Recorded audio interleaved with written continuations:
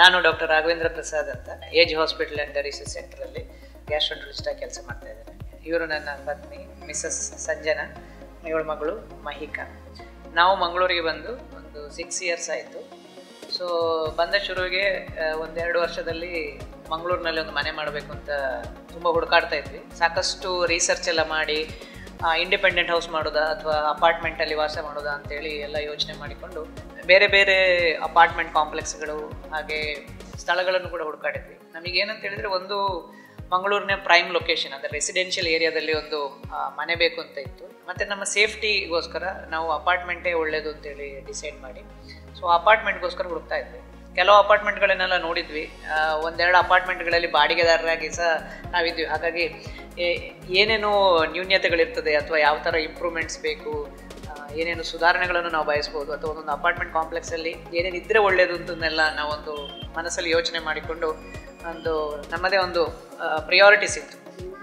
ಆ ಪ್ರಕಾರದಲ್ಲಿ ಈ ನಕ್ಷತ್ರ ಅಪಾರ್ಟ್ಮೆಂಟ್ ಕಾಂಪ್ಲೆಕ್ಸ್ ಲ್ಯಾಂಡ್ ಟ್ರೇಡ್ಸ್ ಅವರು ಲಾಂಚ್ ಮಾಡ್ತಾ ಇದ್ದಾರೆ ಅಂತೇಳಿ ನಾವು ಕೊರೋನಾಗಿಂತ ಮೊದಲಿನ ಟೈಮಲ್ಲಿ ಅವಾಗ ನೋಡಿದ್ವಿ.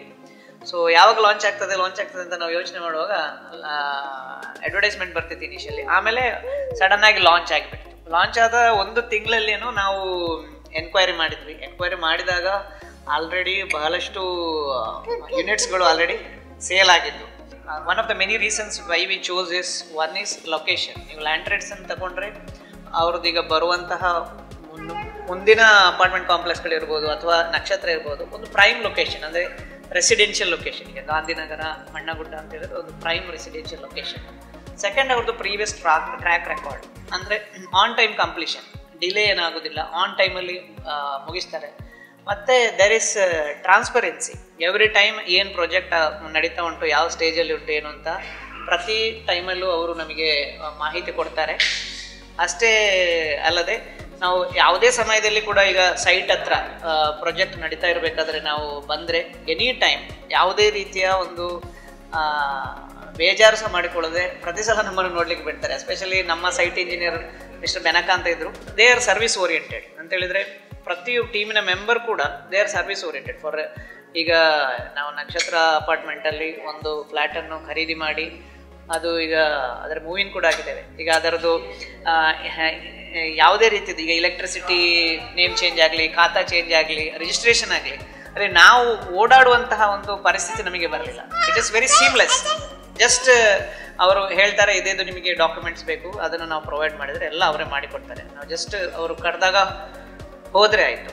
So what I liked about land trades is, one thing is transparency, second is quality is excellent. Quality ಎಲ್ಲೂ ಕಾಂಪ್ರಮೈಸ್ ಮಾಡೋದಿಲ್ಲ.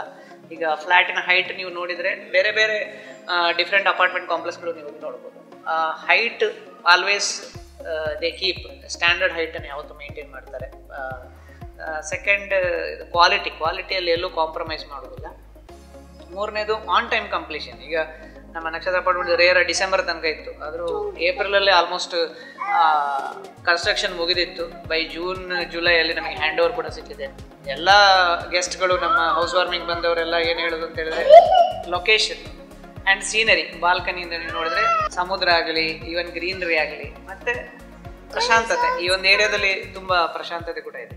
ಅಪಾರ್ಟ್ಮೆಂಟನ್ನು ಪರ್ಚೇಸ್ ಮಾಡೋದಕ್ಕೆ ನಮಗೆ ಒಂದು ಹೆಮ್ಮೆ ಹಾಗೆ ಒಂದು ತೃಪ್ತಿದಾಯಕವಾಗಿದೆ ಅಂತ ಹೇಳಿ.